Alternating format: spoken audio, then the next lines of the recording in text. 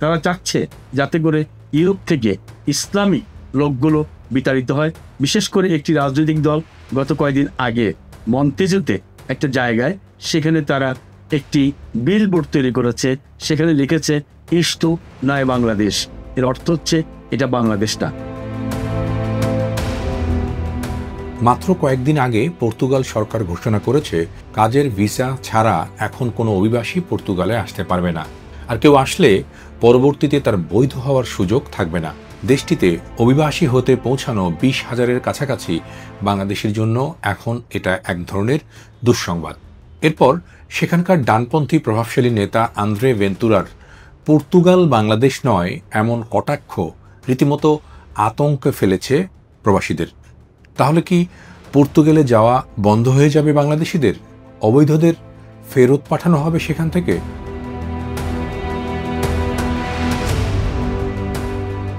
বৈধতার কাগজপত্র করা সহজ, আর কয়েক বছরের মধ্যেই পাওয়া যায় পাসপোর্ট। এই কারণে গেল এক দশকে হু করে বাংলাদেশিদের সংখ্যা বেড়েছে পর্তুগালে। 2010 সালে দেশটিতে অভিবাসী বাংলাদেশির সংখ্যা ছিল মাত্র 2,000। এখন 2015 সালে তার সংখ্যা 60,000 ছাড়িয়েছে। ফ্রান্স, ইতালি, স্পেন, জার্মানির মতো দেশ থেকেও বৈধ হতে অনেকেই পর্তুগালে গিয়ে ঠাঁই নিয়েছেন। এসবই পুরনো খবর।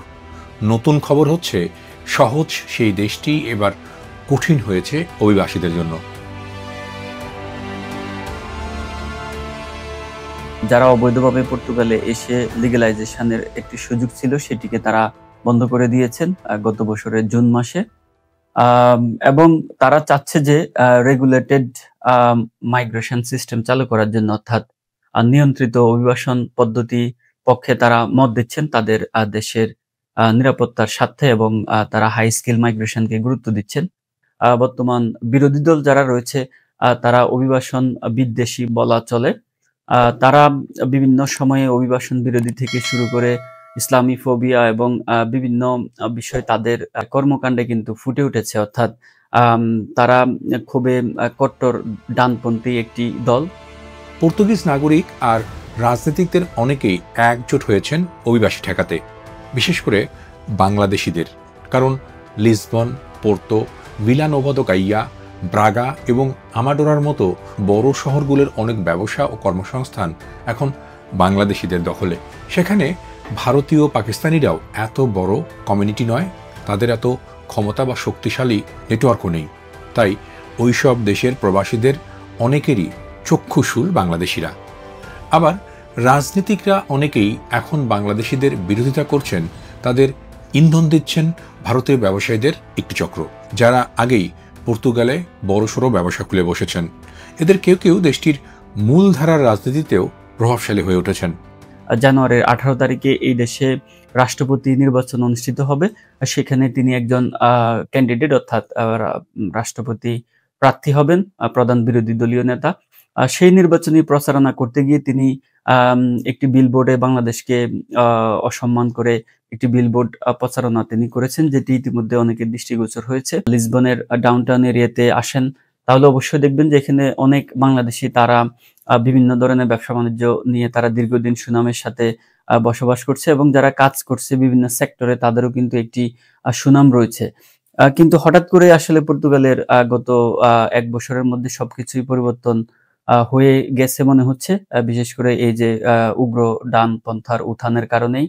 কিন্তু তারা এখন অভিবাসনকে তাদের একটি হুমকি হিসেবে দেখছেন। সেখানে সাম্প্রতিক সময়ে যে বাংলাদেশকে একেবারে কোনো একটি দেশের নাম মেনশন করে এরকম নির্বাচনী প্রচারণা, পর্তুগাল তো বটে, আসলে বহির্বিশ্ব এটি এমনটির দ্বিতীয় কোনো নজির আসছে বলে আমার জানা নেই। পর্তুগালে অভিবাসীদের নিয়ে কাজ করা এমন অনেকেই আশঙ্কা করছেন, বাংলাদেশিদের বিরোধিতা করে যে পর্তুগিজ নেতা, মানে ডানপন্থী কট্টর নেতা আন্দ্রে ভেন্তুরা বিলবোর্ড টানিয়েছেন, তিনি কিন্তু নিজেও আগামী নির্বাচনে প্রেসিডেন্ট প্রার্থী। আর জানুয়ারিতেই সে নির্বাচন। ভোটে যদি এই নেতা জিততে পারেন তাহলে বিপদেই আছে বাংলাদেশিদের। যদিও গণতান্ত্রিক পর্তুগালে অভিবাসীদের স্বার্থ সুরক্ষিত করতে বেশ কিছু আন্তর্জাতিক সংগঠন কাজ করছে, আর এখন সোচ্চার হয়েছেন বাংলাদেশি কমিউনিটির নেতারা। পর্তুগালে এমন কিছু ছিল না, যেটা আমরা গত কয়েক বছর 2-3 বছর থেকে আমরা দেখছি একটি রাজনৈতিক দল সেখানে তাদের জাতীয়তাবাদী চেতনায় তারা বিশেষ করে ইমিগ্রেন্ট এবং ইসলামের বিরুদ্ধে সোচ্চার প্রতিবাদ করে আসছে। তারা চাচ্ছে যাতে করে ইউরোপ থেকে ইসলামী লোকগুলো বিতাড়িত হয়। তারা চাচ্ছে ইউরোপে শুধু ইউরোপিয়ানরাই থাকবে, বাইরের লোক এখানে থাকবে না। বাঙালিদের অনেক মারামারি, অনেক ঝামেলা, অনেক কাগজের ব্যবসা, 2 নম্বরই, ভেজাল এবং বিভিন্ন ধরনের মালামাল যেগুলি তারা বিক্রি করে সেগুলো ফেক, সেই সব জিনিসের কারণে তারা এগুলো সব কিছু জানে। এছাড়া বাংলাদেশিরা প্রচুর পরিমাণ ফেসবুকে তারা খুব সরব, যখন তারা বিভিন্ন ধরনের লিখা ওপেন লিখে সেগুলো আমাদের জন্য অনেক দৃষ্টিকটু। ইভেন কদিন আগে পুলিশের জুডিশিয়ারিয়ার একটা মহিলা আমাকে বলছে যে বাঙালিরা যে সমস্ত মেসেঞ্জারে নিউড যে সমস্ত জিনিস আদান প্রদান করে সেগুলো তারা অলরেডি তাদের নলেজে আছে। এই জিনিসগুলো আমাদের জন্য খুবই ক্ষতিকর। অভিবাসীদের নিয়ে পর্তুগাল হঠাৎ এত অস্থির হওয়ার কারণ কি, তাই অনুসন্ধান শুরু করেছেন কমিউনিটি নেতারা। কেউ কেউ বলছেন লিসবনের মতো প্রসিদ্ধ শহরের প্রায় অর্ধেক অংশ জুড়েই এখন বাংলাদেশিদের অবস্থান। তারা ব্যবসা, রাজনীতি, চাকরিতেও অনেক ভালো করছেন। পর্তুগালের স্থানীয় সরকার নির্বাচনেও প্রথমবারের মতো 2 বাংলাদেশি প্রার্থী প্রতিদ্বন্দ্বিতা করেছেন। মূলধারার রাজনীতিতে নেতা হয়েছেন 1 ডজনেরও বেশি। তাই স্থানীয়দের অনেকেই এটাকে ভীতির চোখে দেখছে, ভয় করছে ভারতীয় সহ অন্যান্য দেশের অভিবাসীরাও। হয়তো অনেকের মনে এই সন্দেহ আছে বাংলাদেশিরা না আবার মূলধারার রাজনীতিতে ক্ষমতার কাছাকাছি চলে যায়।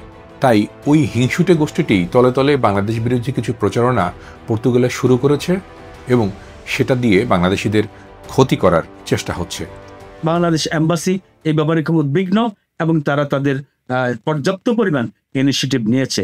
তারা বলেছে যে আমরা আমাদের ডিপ্লোম্যাটিকভাবে যা করার আমরা সেটা করতে যাচ্ছি।